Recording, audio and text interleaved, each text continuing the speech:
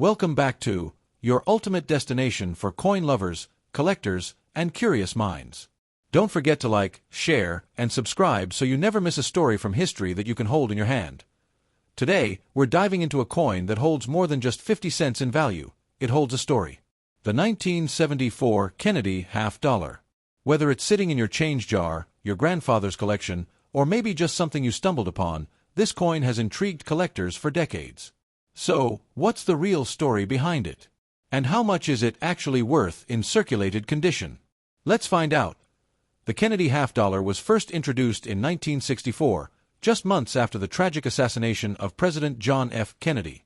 Americans were so moved that the coin was designed and released quickly as a tribute to the late president. But by 1971, the U.S. Mint had stopped using silver in regular half dollars. So by the time we get to 1974, the coin was being struck in a copper-nickel-clad composition, meaning it's mostly copper with a thin layer of nickel on the outside. Now let's take a closer look at the coin itself. On the obverse, or front side, we have a left-facing portrait of John F. Kennedy. The word Liberty arches around the top, and beneath Kennedy's neck, you'll see the motto "In God We Trust," with the date 1974 at the bottom. On the reverse, you'll find the presidential seal, a majestic eagle clutching arrows and an olive branch, surrounded by 50 stars and the words United States of America and half dollar. The 1974 Kennedy half dollar was struck in 3 locations: Philadelphia, no mint mark; Denver with a D; and San Francisco with an S. The S mint mark coins were actually proof coins, made for collectors. If you've got a coin with no mint mark under Kennedy's neck, that's from Philly. A T, that's from Denver. And the shiny, mirror-like S coin? That's a proof coin from San Francisco. Alright, the question you've been waiting for: what's the 1974 Kennedy half dollar worth today in circulated condition? If your 1974 half dollar is from Philadelphia or Denver and has been circulated, meaning it has some wear and tear, it's generally worth its face value, 50 cents. That's right, in most cases, it's still just half a dollar. But wait, there's more to it.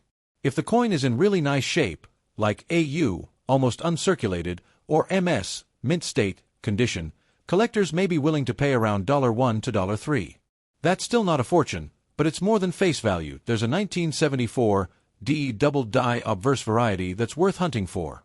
You'll notice strong doubling on the words "In God We Trust," and possibly on "Liberty." This error can sell $4.50 to $150 or more, depending on the condition. If you're collecting Kennedy half dollars, 1974 is an easy year to find in circulated rolls and coin shops. But if you're building a set, go for all 3 mint marks. Better yet, keep an eye out for that rare double die. And don't forget, the proof 1974 S Kennedy half dollar, if you have it in perfect shape, can be worth $4 to $6 or more, especially if it's graded by PCGS or NGC. Did you know? The Kennedy half dollar hasn't been used much in everyday change since the 1980s. But it's still being minted today, mostly for collectors. That makes your 1974 piece a little window into the past when half dollars were still part of everyday life. Oh, there you have it.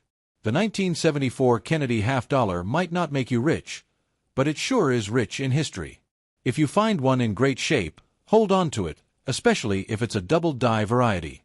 The story of the Kennedy half dollar begins with a moment of deep sorrow in American history: the assassination of President John F. Kennedy on November 22, 1963. Just days after his death, there was a strong public demand for a way to honor his memory. And what better way than to feature him on a coin, something Americans use every day? Originally, the idea was to replace either the quarter or the half dollar. Jacqueline Kennedy, the president's widow, requested the half dollar be used, so as not to replace George Washington on the quarter. Congress quickly approved the change.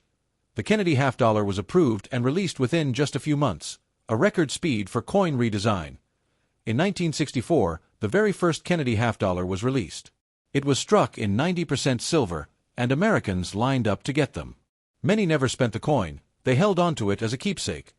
Despite large mintages, most 1964 Kennedy half dollars never circulated because people hoarded them. But as silver prices rose, the U.S. Mint had to make a change. From 1965 to 1970, half dollars were made of 40% silver. Then starting in 1971, the silver content was completely removed. That brings us to the 1974 Kennedy half dollar, Made of a copper-nickel clad composition, the same as most modern U.S. coins today, by the time the 1974 version was released, the half-dollar had already started to disappear from daily circulation. People just didn't use them much anymore. They were too bulky, and vending machines didn't accept them. But even as it faded from pockets, the Kennedy half-dollar remained popular with collectors, and continues to be minted to this day, although now mostly for special sets and collectors. The 1974 Kennedy half-dollar is a snapshot of a transition, from silver to clad, from circulation to collector status, and from mourning to memory. If you enjoyed this video, smash that like button, drop a comment below if you've got a 1974 half-dollar, or want to show off your collection, and of course, subscribe for more awesome coin stories every week.